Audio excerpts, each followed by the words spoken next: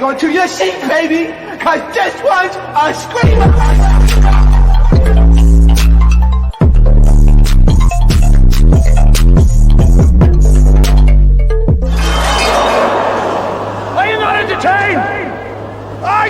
What is going on, Entertainment? So I'm coming to y'all with another video. We talking Hollywood hot topics. Before I get started, hit that like button, hit that subscribe button. Let me know what y'all think about this video. Okay, first I wanted to get into, you guys, is JT and the Baddies. Just to get that out the way. So JT was at the Essence Festival and she brought on the Baddies. Okay, Nat was on stage. Jayla was on stage. Jayla has her wig in. That's why y'all probably don't notice her, but that's her, you know, with the two ponytails, which this is one of the best looks Jayla has given us. I'm not even gonna lie to you. The two pigtails, Jayla ate that. No lie. So the Essence Festival is getting a little bit of backlash because they feel like, you know, they're gearing towards more of like the younger audience, because, you know, they also invited Raymonte to be like a host of a panel. And with the Baddies being on stage, they sort of feel like it's losing, I guess, its purpose. Now, I don't agree with this because JT is an up-and-coming artist. And if she decided to bring out the Baddies on stage, I feel like that has nothing to directly correlate dealing with Essence Festival. It's not like they had a seminar about being a baddie hosted by Natalie. Then I would say they're veering off the goal of the festival. Then it would be like, okay, now y'all pushing it, because you could just watch Baddies for that. Now Natalie said the Baddies came to show love at Essence, at JT, who we absolutely love and adore. We acted accordingly because we know how to be baddies on TV and baddies in real life. None of the baddies were on stage twerking, bent over, or said one bad word. We showed nothing but respect and love. Baddie Essence o'clock. Okay?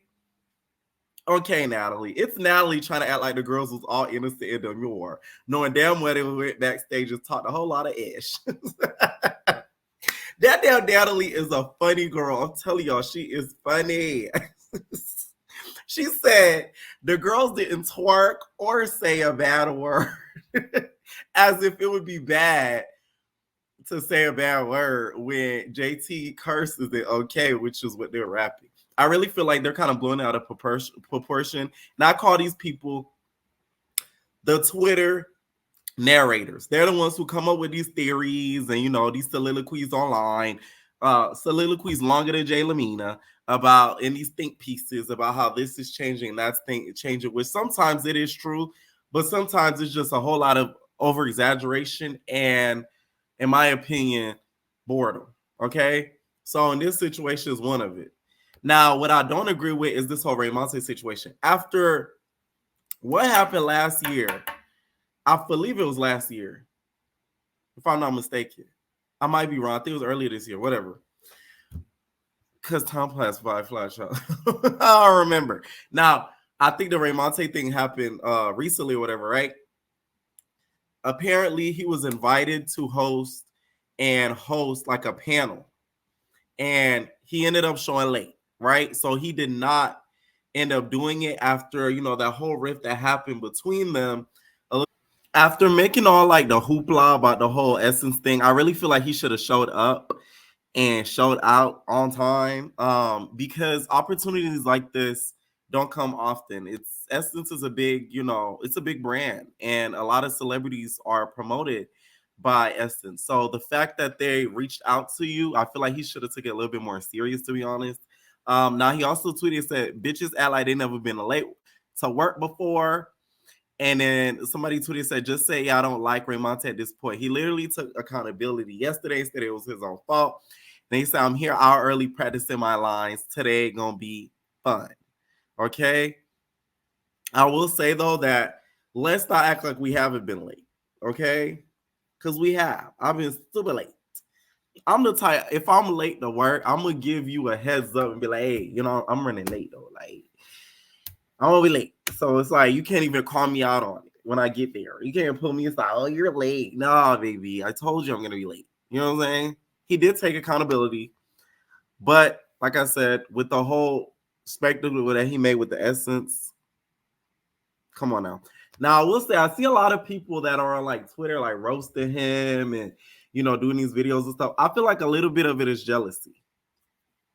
And the reason why I say a little bit of it is jealousy, and I think it's because we seen somebody that kind of pushed for something and actually got it, and that necessarily doesn't happen with a lot of us in this world. So I think it's a lot of jealousy in regards to that. Yeah, I hate the fact that he kind of got his way in a roundabout type of way. Y'all get what I'm saying? So that's all on that. All right, like let's talk this not like us video. Was it needed? No. I feel like Kendrick is doing this because he's milking the moment. Let's keep it a buck. A lot of y'all wouldn't be supporting Kendrick right now had it not been him dissing Drake, because y'all find it a key.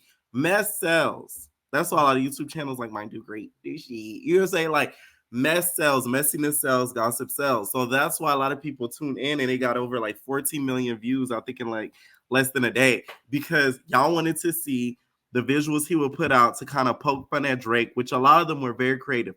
That's what makes Kendrick, in my opinion, a better rapper and artist than Drake, because his creative factor is a lot more complex than a Drake. I feel like Drake is limited in his creativity, and he gets a lot of his inspirations from other people. Kendrick, I feel like, comes with these creativity ideas on his own.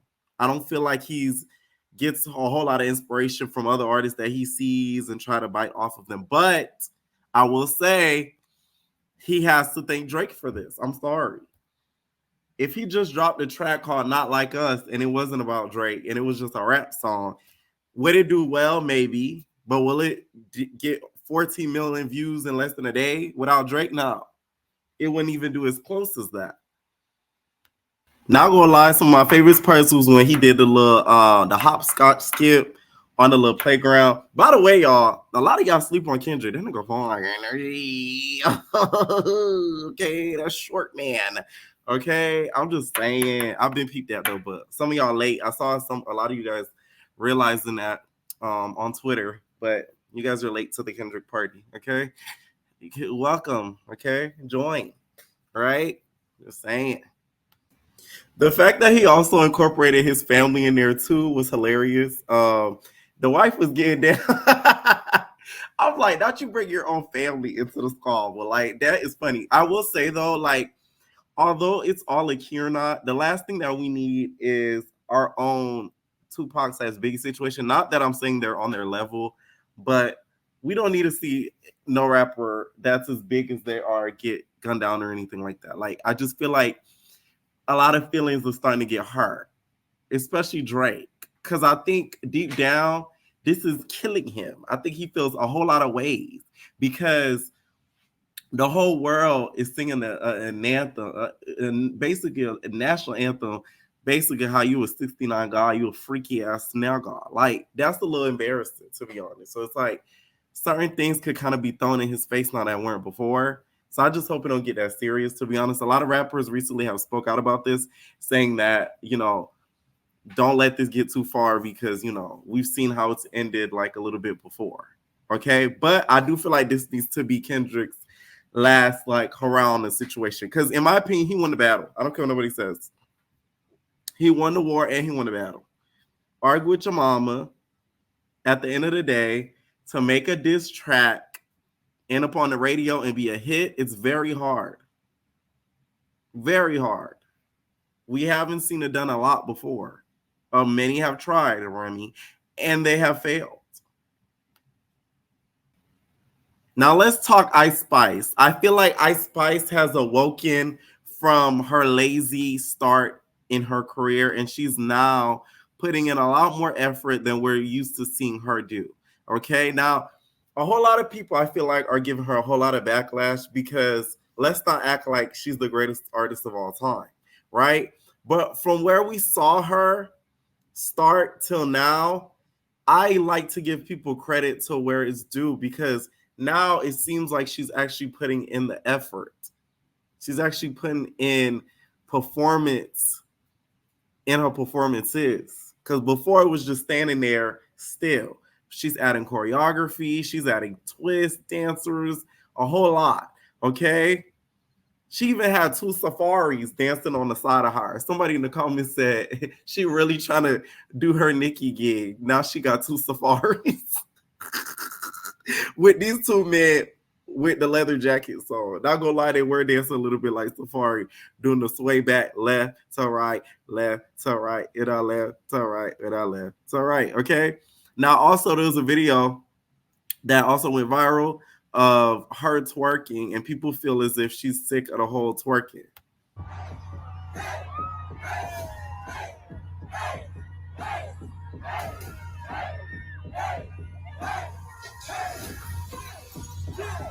She's putting movement in it, y'all. I know a lot of y'all cannot stand when I give this little girl praise, but it's like, y'all need to stop hating, okay? I'm not saying she's the greatest rapper. She's not.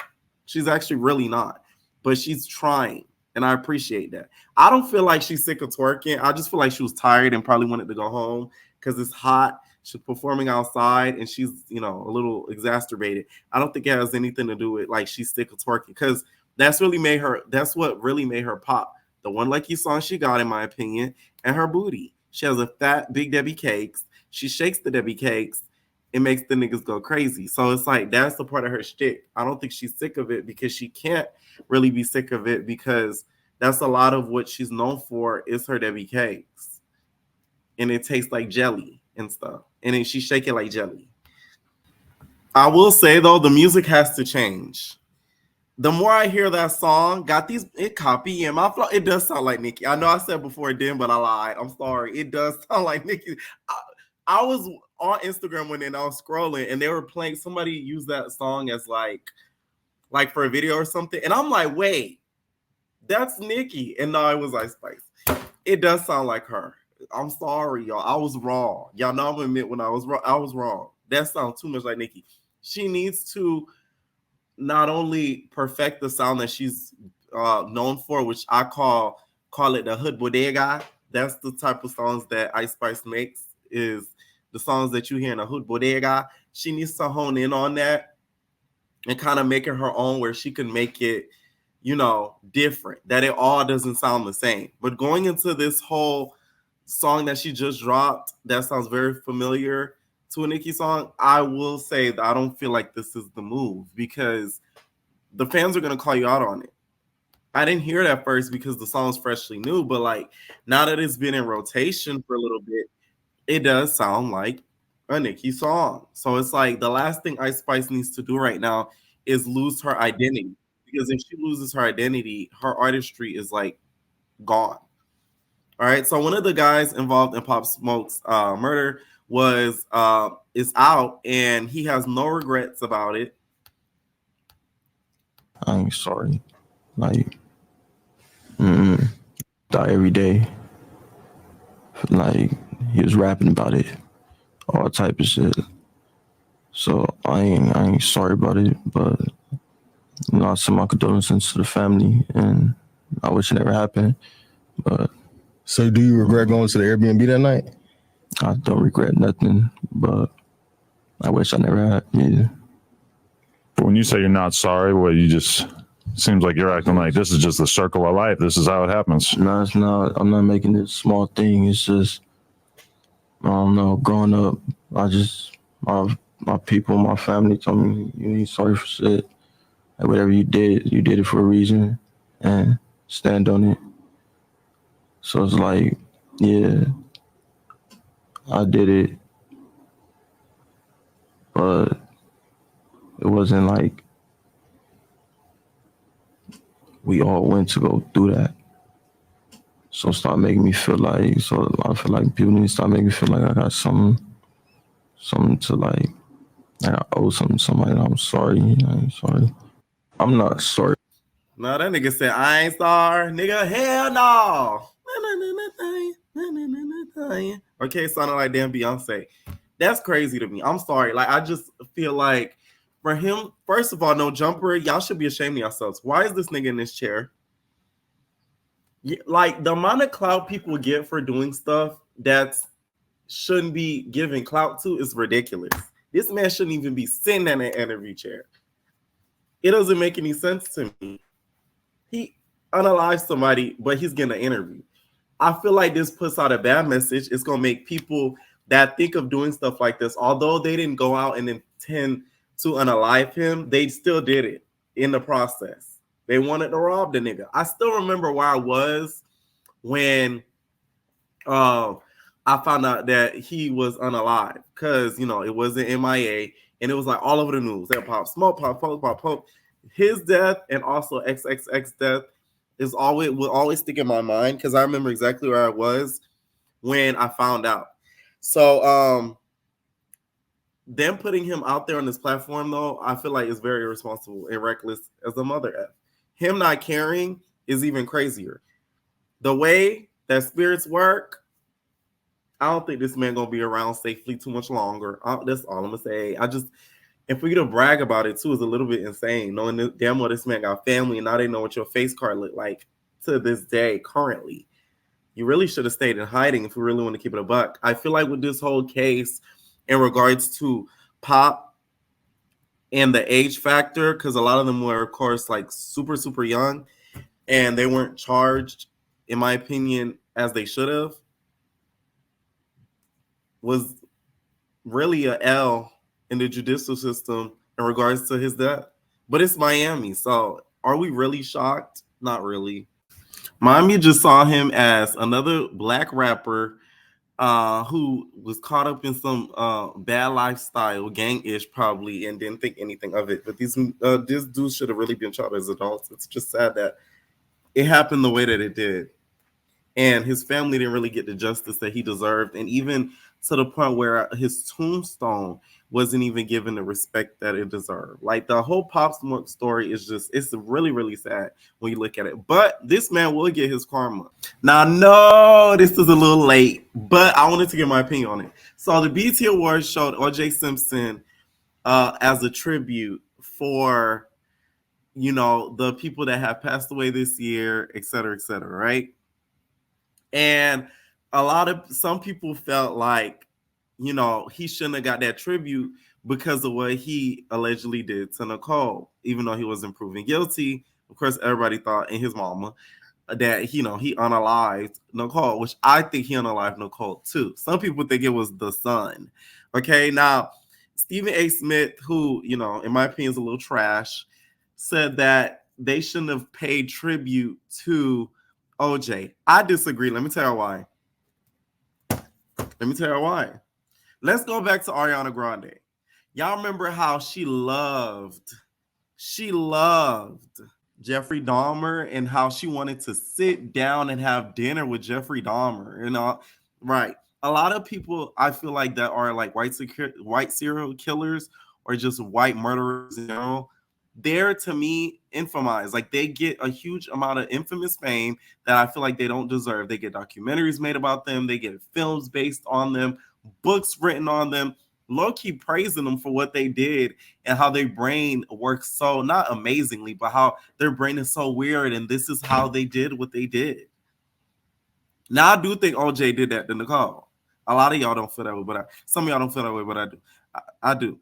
But I feel like the tribute, in my opinion, was more towards his career outside of the whole Nicole situation than his whole celebrity in general, which, of course, revolved a whole lot around the stabbing, of course, that happened. Now, if you guys watched, there's a Lifetime documentary with his sisters. I watched it the other day.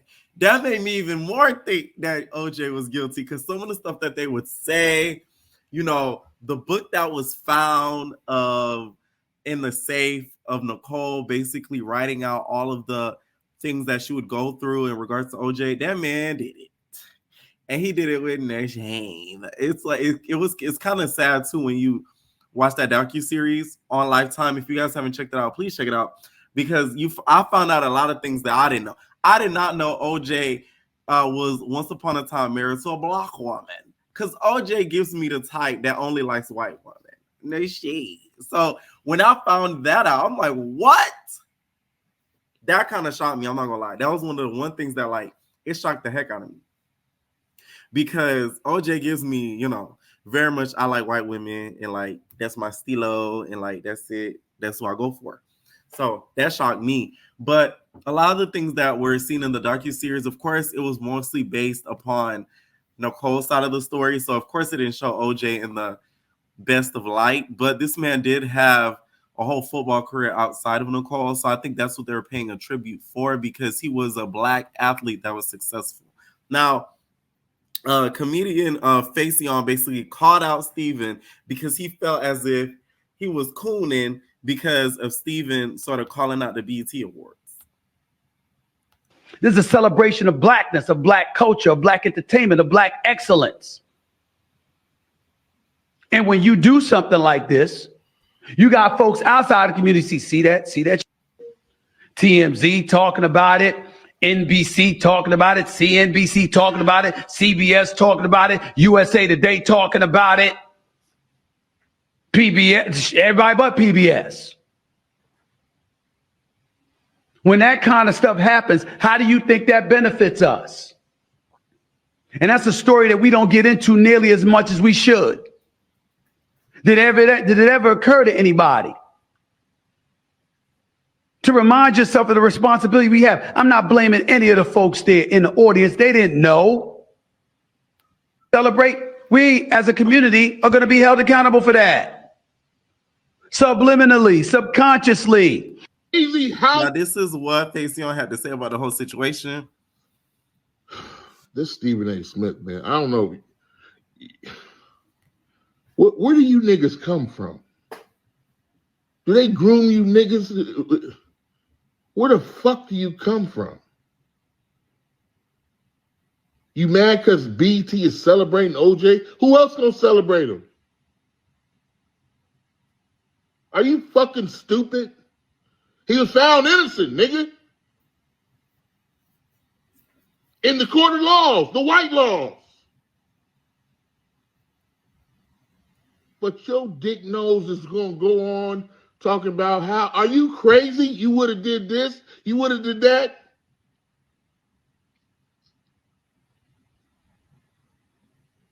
Where the fuck do you niggas come from? Where the fuck do you niggas come from? I've never the emphasis he puts on the fuck is crazy. Seen some late house niggas shit. You ain't even a house nigga. You the nigga that's sucking them house niggas dick. Who the fuck are you niggas? That's what Kendrick's talking about. They are not like us. They are not like you. I'm talking about OJ. Nigga, are you crazy? You can't even crazy house niggas. Okay. This is the BT Award. I will say that it is Steven has made some cooning type of, remarks before. So it wasn't a shock to see how he thinks that way. But I just feel like it's only fair to give his life, career, and achievement tribute, because when it comes to these serial killers, I'm telling y'all, I feel like they're praised a little bit too much. Like Jeffrey Dahmer is like now like a celebrity. Like it's kind of crazy to really think about it. And people are like, oh my God, I like to sit down and eat dinner with him. Like, and talk what? And eat your brain? Like, it's kind of sick. So I do agree with Faison with this, that I'm not mad at them giving him a tribute to his career. I don't think it was to his celebrity. And y'all, we got some sad news. Now, it's being alleged, according to YouTuber ATLian, that Kenya Moore hair care might be removed off the shelves from one Sally Hansen and maybe other retailers because of what happened on Real Housewives of Atlanta. Like, when I tell y'all, certain influencers / celebrities, reality stars, they need to be around people that think logically, because any logical person would have told her don't do that. And if you're going to do that, especially don't do that in your hair spot opening. Do it in like a dinner with all of the girls. Don't do it like that, because it not only reflects on her, but where Kenya did it, it reflected on her brand, because you did it at your hair spot opening, which has your hair products inside of them, which are sold at stores such as the CVS and the Sally Hansen. If this is true, because in this video, ATLN basically shows, I guess, the store managers email that they get from the company Sally Hansen, basically letting them know if customers complain, this is how you're supposed to act in regards to Kenya Moore's products. If this is true, Kenya, it's a wrap for her. Not only you lost Atlanta Housewives, and now you're losing your own personal brand. Miss Lawrence must have fell out, because I know Miss Lawrence would have told her bitch not to do no shit like that. It's sad. It saddens me. I'm a big Kenya Moore stan, and I just feel like she did something very dumb. Okay, and I hope this isn't. I hope this, if this is true, that it's just a Sally Hansen thing and not the other distributors, because she got to feed Brooklyn. Okay. Let me know what y'all think down below about some of these topics. And we're our babies live on Twitch tonight. No, personal.